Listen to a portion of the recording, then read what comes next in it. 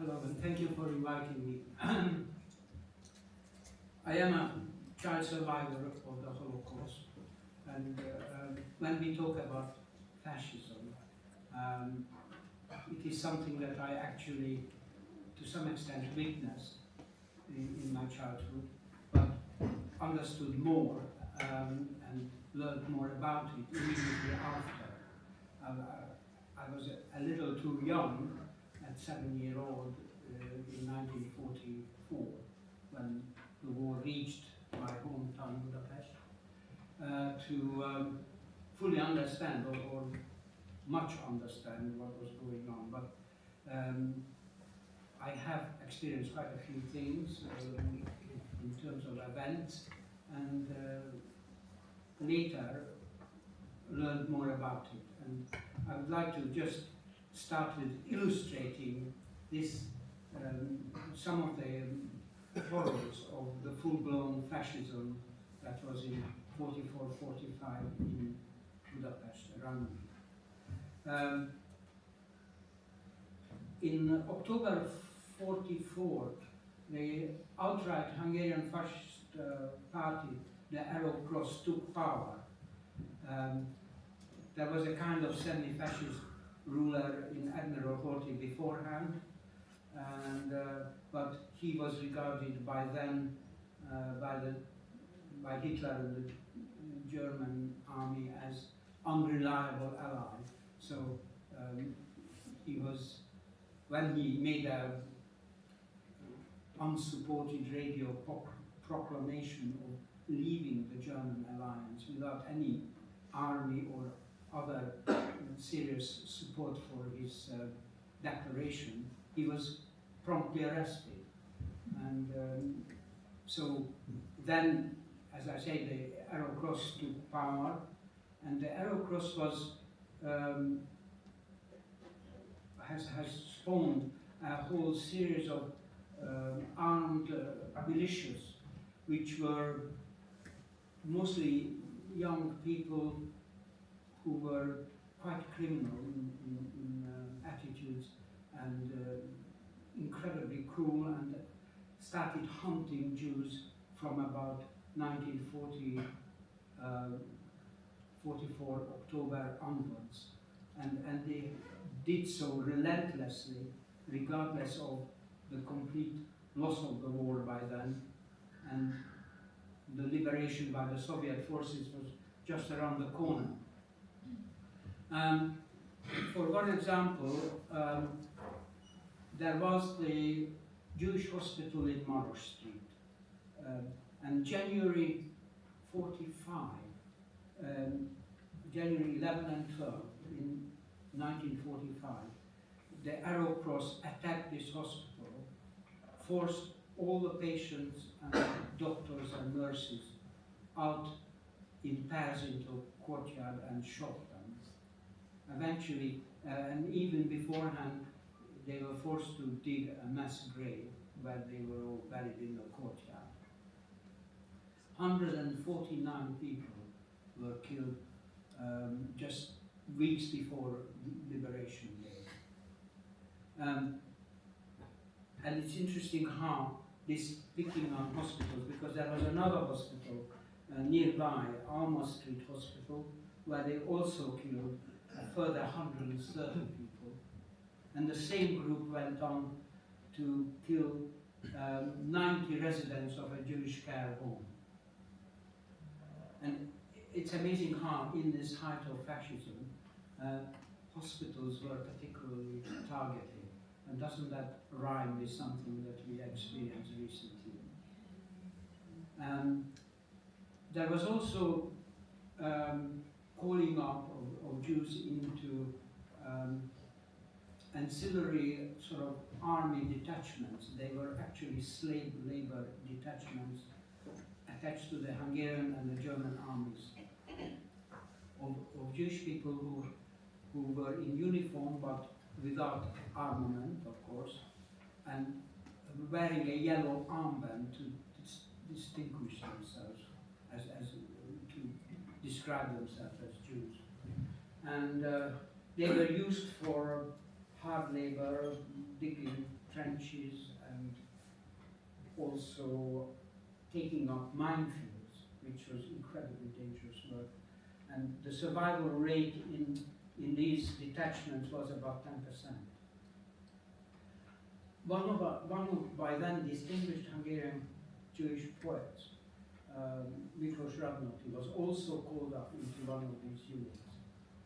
And he was working to begin with at Serbia, in Serbia, and then from there, in a series of forced marches, his group were marched on towards the Austrian border. And when they reached the Austrian border, they shot this poet, amongst others. This is Miklos Radnóti, and threw them into a mass grave. This was just weeks before liberation.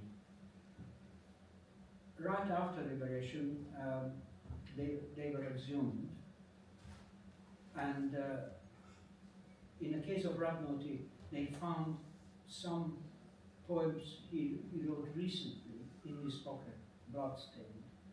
And there is one of them which is actually a cry against fascism and a warning, I think, from the past. And if you don't mind, I'd like to read that in translation, translated by Orgevat and Turner. So the title of the poem is Fragment. And it goes like this.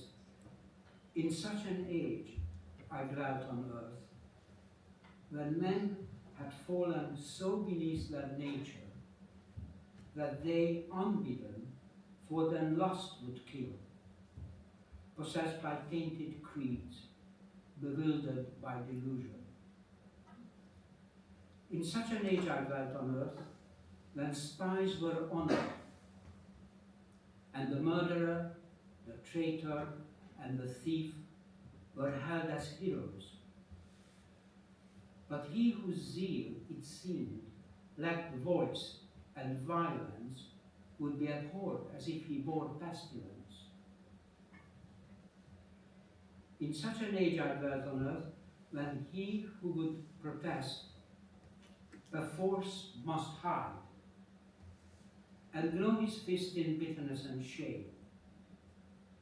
That nation in its madness laughed, and thought it good to taste such fatal horrors, drunk with filth and blood.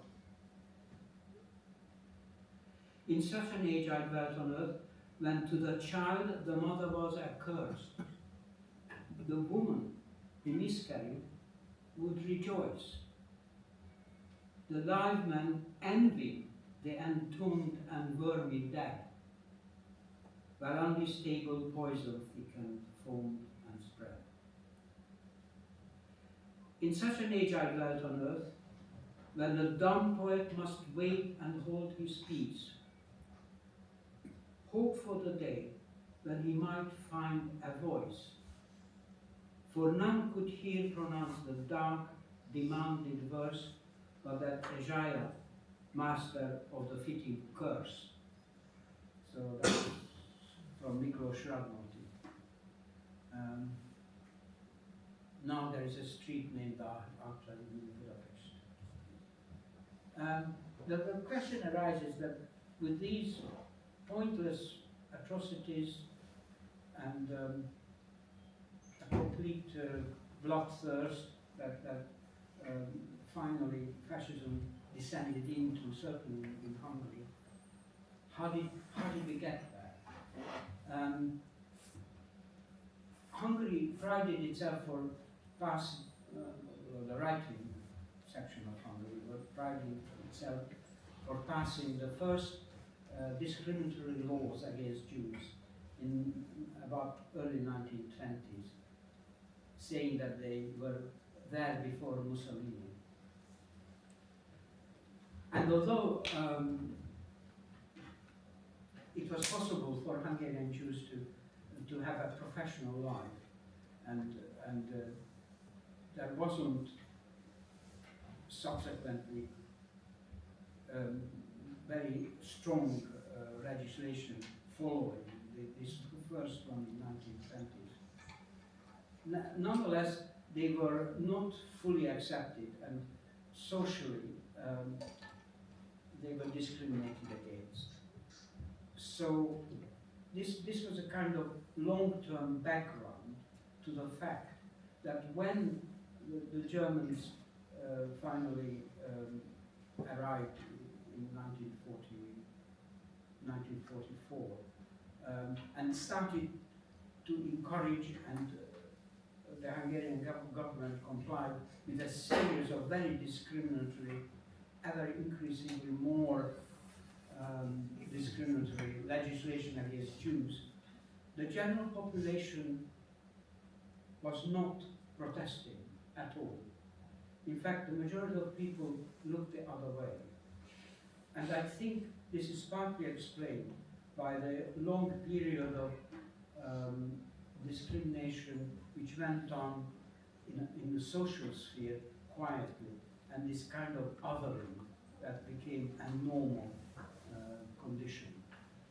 So from March 44, when the Germans came in, and the Hungarian government became more strongly discriminatory, a whole series of laws were passed in rapid succession, which were ever more penal to the Jewish population. Like, you weren't allowed to have any responsible position, so people were losing their jobs. You weren't allowed, if you were a Jew, to own beyond a certain amount of land. Eventually, you had to wear the yellow star, which I had to do as well, although I was only 7 years old. And you weren't allowed to use trains, the public transport. You weren't allowed to own vehicles. You weren't allowed to own even a radio at a certain point. And all this came drip by drip, and the population looked the other way. That's what enabled it. And there were, actually I have to mention that there were some very brave exceptions. I myself was a beneficiary of a rescue operation which was led by a Lutheran, non-Jewish Lutheran pastor, Kapos, who was part of a rescue group supported by the Swiss Red Cross, a very brave representative, Friedrich von Bohr was present and was actually supporting various homes. They set up more and more homes to rescue Jewish children on false papers, false names, as if they were refugees, Gentile refugees from the Eastern Front. And I was part of that. And it was a very dangerous, precarious project, but by and large worked, particularly with the strong support of the Red Cross. And they saved altogether 2,000 Jewish children. And this pastor Stelo now has a monument in central Budapest, sculpted by one of his saved children, who became a noted sculptor in his own right. There were some other examples.